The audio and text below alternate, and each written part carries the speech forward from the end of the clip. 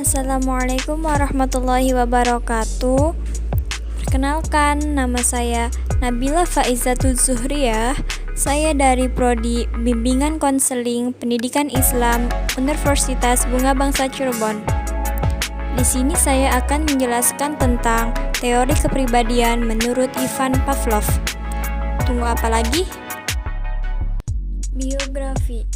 Who is Ivan Pavlov?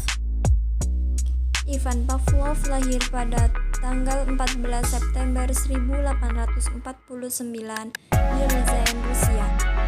Pavlov terus dididik di sekolah gereja dan melanjutkan pendidikan ke seminari teologi.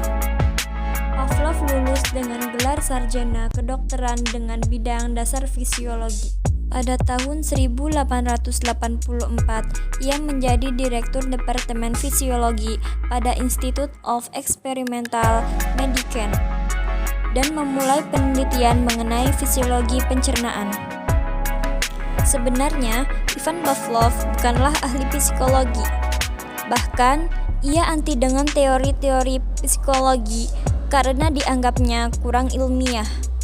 Meskipun demikian, Ivan Pavlov memegang peran yang sangat penting dalam psikologi karena studinya yang mengenai refleks-refleks yang merupakan dasar bagi perkembangan aliran psikologi behaviorisme.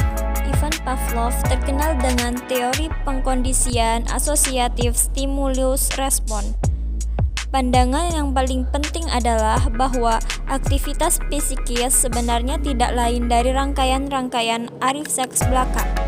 Karena itu, untuk mempelajari aktivitas psikis, kita cukup mempelajari refleks-refleksnya saja.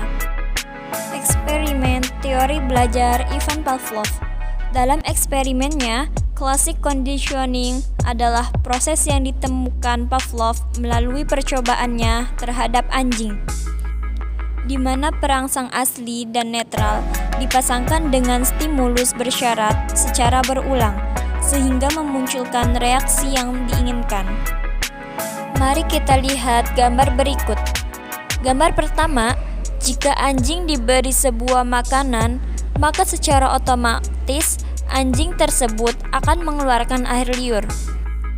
Pada gambar kedua, memperlihatkan anjing tidak merespon atau mengeluarkan air liur ketika lonceng dibunyikan. Dalam gambar ketiga, anjing diberikan makanan setelah bel berbunyi, sehingga anjing akan mengeluarkan air liur sebagai akibat dari pemberian makanan.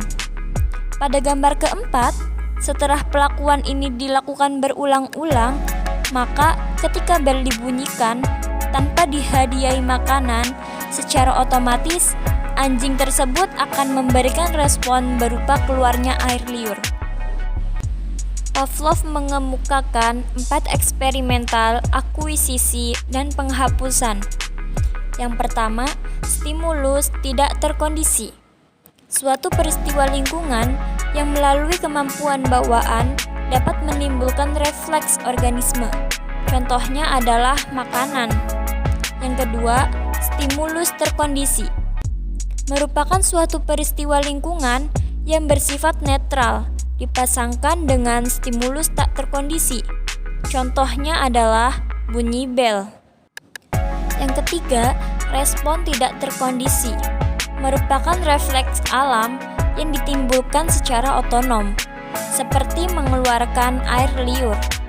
Yang terakhir, respon terkondisi merupakan refleks yang dipelajari dan muncul akibat dari penggabungan stimulus terkondisi dan stimulus tidak terkondisi, seperti keluarnya air liur akibat penggabungan makanan. Hakikat manusia menurut Pavlov. Manusia membentuk konsep mengenai dirinya karena adanya stimulus dari luar diri individu.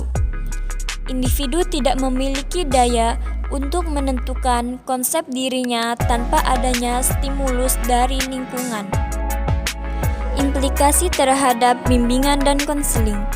Teori ini menyoroti hubungan antara stimulus dan reaksi. Teori ini memperjelaskan bahwa sangat penting bagi siswa untuk memahami agar berhasil dalam proses pembelajaran. Upaya ini dapat dicapai dengan meminta guru memberikan stimulus kepada siswa sedemikian rupa, sehingga mereka akan merespon baik terhadapnya.